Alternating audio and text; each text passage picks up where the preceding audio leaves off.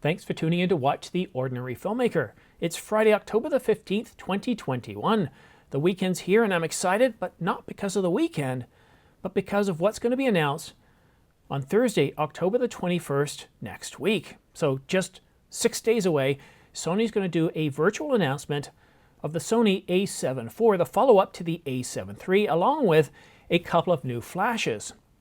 This is going to be held at 10 o'clock in the morning, Toronto time, or 3 p.m. New York time.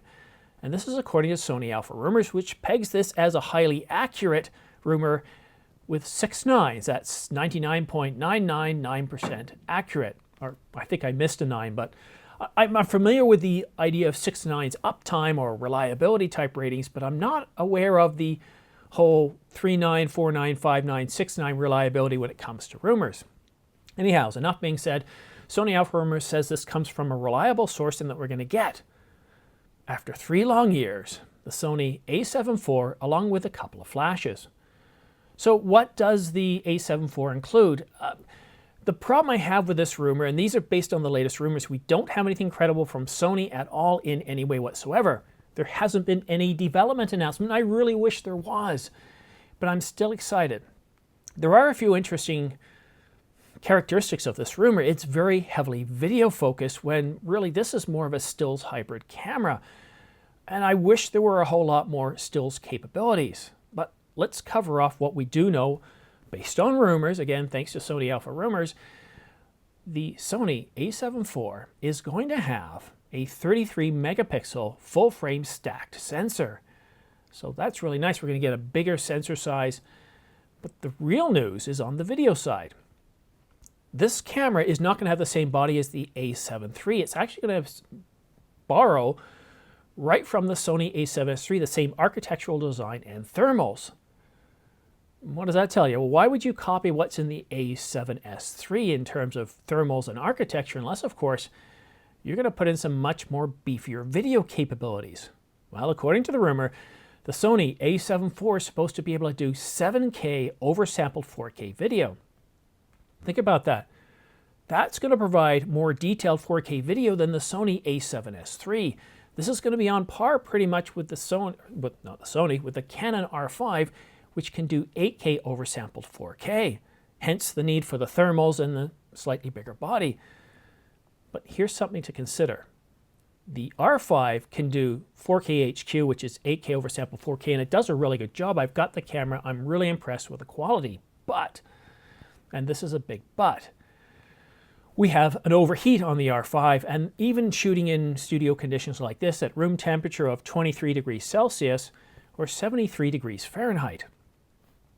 Will the Sony a7S III have overheating after a certain amount of time if you're shooting in 7K oversampled 4K? Well, it's certainly possible. Now, it is going to borrow the thermals from the a7S III, which are a whole lot better than the Canon R5. If you take apart the Canon R5 and look inside, the thermals are absolutely terrible. Canon could have done a much better job of thermal architecture, putting in a metal plate and a few other things, including heat pipes, and they could have dramatically increased the time until overheat. So I'm really excited to see what is going to transpire. And again, this is based on rumors, so fact could be very, very different. Now, in terms of the top video mode and resolution, this camera will be capable of 4K up to 60 frames per second. So that's all the basic frame rates of 24 and 25, 30, 50, and 60. So it's looking to be a very, very powerful camera from a video point of view. Now, one thing I really like to look at is, well, what is the EVF and the LCD like? Well, the EVF at what, 3.69 million dots? That's really good. When you're looking through that, it's almost like looking at a 52-inch TV. It's just amazing how big and bold the video is, or the stills are when you're reviewing. I just can't get enough of that when I'm out in the field and I'm looking through the EVF, how good the quality is. But the LCD is going to borrow the same screen as what's in the Sony, or at least the same resolution screen as what's in the Sony Alpha 1, and that's 1.44 million dots. This isn't a deal breaker, but honestly, why can't they just give us the 2.36 million dot LCD? Do they just have a warehouse stockpile of these things and they just want to get rid of them? we'll just have to wait and see. This is based on rumor. One of the things I do like though is it's supposed to have a full-size HDMI port. I just can't stand the micro port. I believe the A6400 also has that too. Same with the A6300 and a bunch of cameras, including the R5. I don't like it very much at all. Now in terms of IBIS, it's going to have 5.5 stops, and it will have dual, I believe, yes, dual card slots, CF Express Type A and UHS Type 2. And what is the price? Well, according to Sony Alpha Rumors, he believes it's going to be around $2,500. I would suspect that the price is going to be somewhere between $2,000 and $2,500. Most likely, what I'm hoping for, and this is a complete hope, this is not based on any sort of fact, but I'd really like to see the price somewhere around $22 to $23.99. What do you think? What do you think the price of this camera should be? But like I said, this is a stills hybrid camera. I'd like to know a whole lot more about the stills capability of this camera. What is it like in terms of what's its burst mode? What can it do mechanical and silent? Or sorry, mechanical and electronic. Usually electronic is silent. Slip of the tongue there. I just wish I knew more about the stills capabilities. And I know you're out there, you're thinking like, you know, I want to use this for photography. I'm a professional photographer. I don't care about the video so much. Tell me what the stills are. And I wish I could, but I can't. Oh, and one other thing really important. Please go ahead and like and subscribe. And I've got more to cover, but don't click off yet.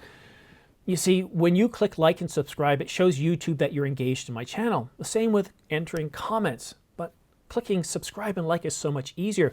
And by doing that, you're letting YouTube know that you're more than interested in my channel. And what they do is they turn around and recommend it to more people.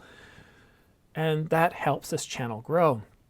And if you are a subscriber, thank you so much. But what I'd ask you to do if you're a subscriber, let your friends know about this channel. Reach out to them, tell them you got to check out this channel because he does some pretty good stuff. But anyhow, I don't want to put words in your mouth. Just if you can communicate, help, be my ambassador to help promote this channel a little bit more.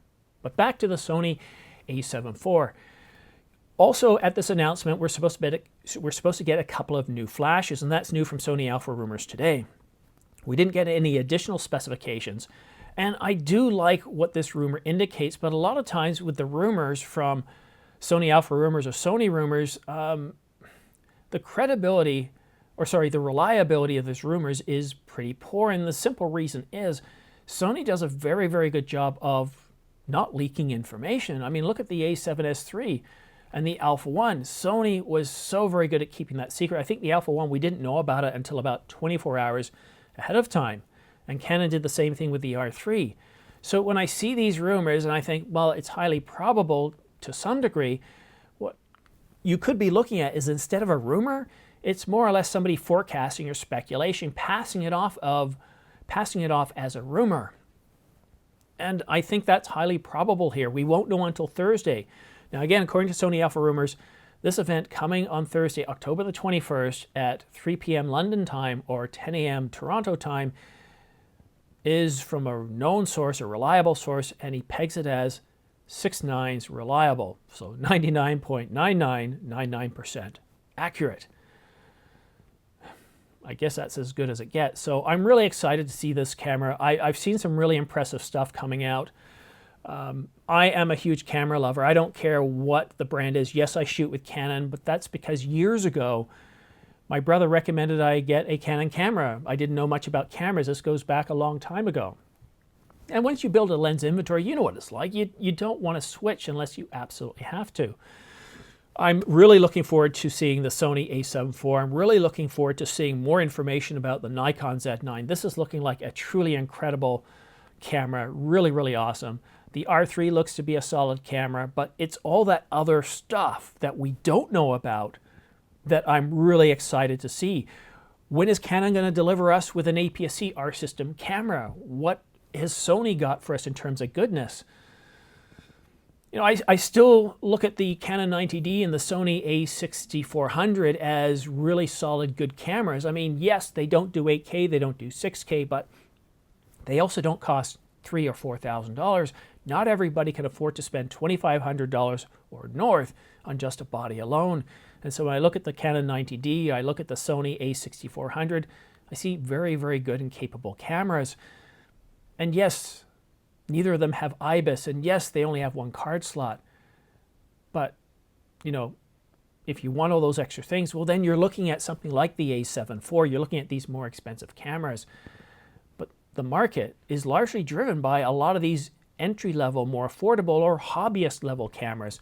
Cameras like the R5, cameras like the 90D and the A7 IV that can function as an entry-level professional camera for many people. I see this a lot. A lot of times in my small town, when I see photographers with a couple of cameras hanging off their chest out there shooting, it's amazing how many times I see an APS-C camera or an entry-level full-frame mirrorless camera. When it comes to stills, these are more than adequate at providing good results. So what else is coming this fall, later this year? Well, it's really hard to say, but pay special attention if you're interested in video editing to Monday. Apple is doing a presentation at their normal time, 10 a.m. Pacific time or 1 p.m.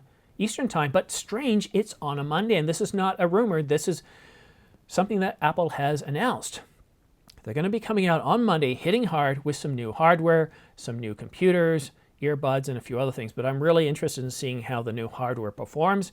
So such an exciting week planned ahead, and I'm super excited. What about you? Let me know in the comment section down below. What are you looking forward to? What do you think of these rumors? How accurate do you think they are?